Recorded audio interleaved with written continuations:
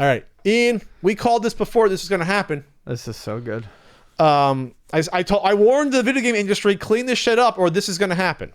The Federal Trade Commission, the FTC, is investigating loot boxes now. They're getting involved. That's what happens when you raise enough red flags. You don't want the government to find out about your fun shit going on because of people screwing up, like EA with their Star Wars fucking game last year. Did you say your fun shit going on? Yeah, you don't want the government to get into your fun stuff. You want to keep it on the DL. So what happens is loot boxes are fun. What happens is capitalism. Companies get too greedy and they ruin it, and the government has to step in to regulate. That's what happens, and now it's happening. Oh, that late stage capitalism. I hate that term.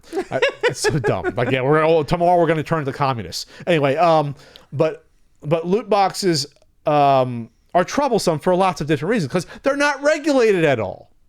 They're not. They're gambling. There's no transparency about what the odds are of getting items from company to company. This stuff is worthless. There's not protections put enough for kids to do it. There's a myriad of bad things going on.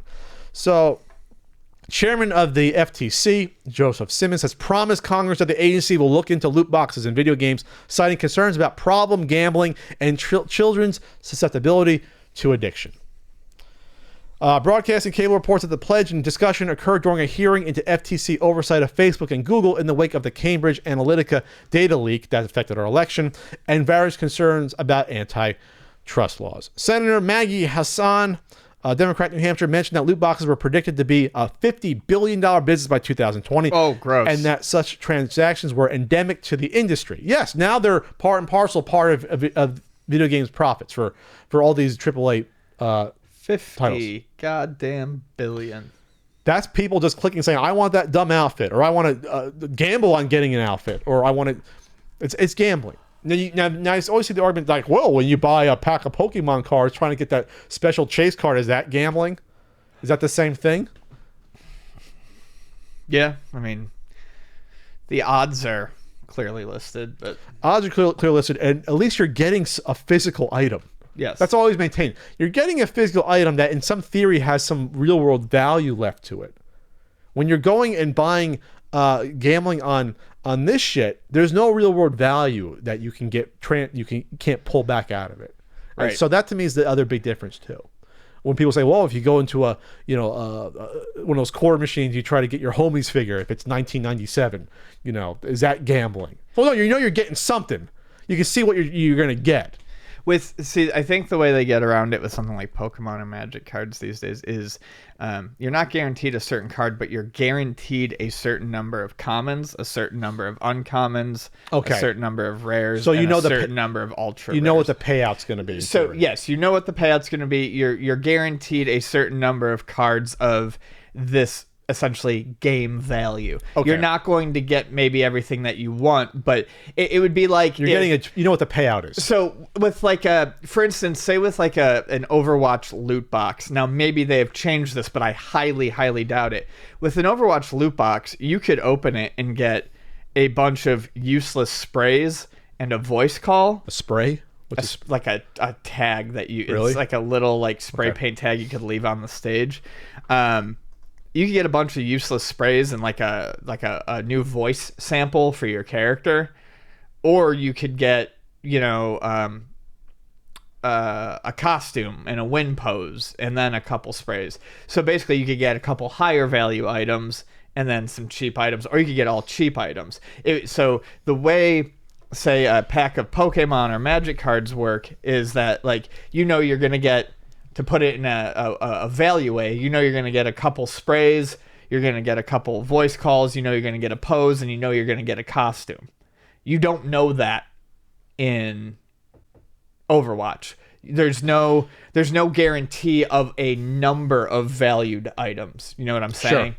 So that's where it's really like gambling. At least you're going to get this much of worth in a pack of cards. You don't know you're going to get any amount of worth in a loot box. So I guess they try to do bills before that stall, like trying to have the age of minimum be of 21 years of age. But it doesn't matter if there's states that have, if this is if you have gambling laws in a state, it doesn't matter. Yeah, it won't. There'll be certain states that you'll be able to do this, other states you won't. If federal law is overarches over state law.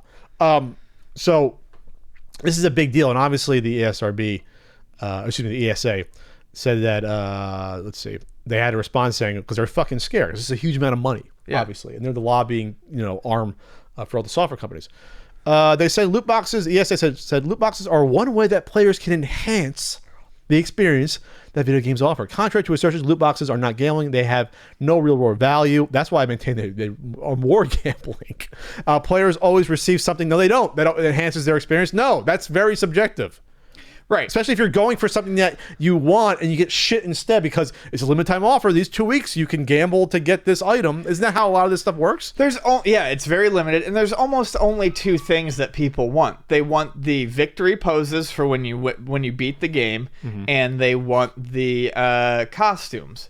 So that's what I'm saying. Like, they could, I think, get these loot boxes to fall into like the trading card pack thing by being like, okay, you'll guaranteed every loot box get a costume and a pose, but if they did that, you'd have everything you'd want per like event within like 16 loot boxes, so $16. So they're not going to make the money they want off of it. Sure. He went on to point out that the ESRB has moved to address loot box concerns by applying a label to packaging of physical games, informing parents that in-game purchases are available for the title, and launching a website to inform people about parental controls and game systems. This is too late.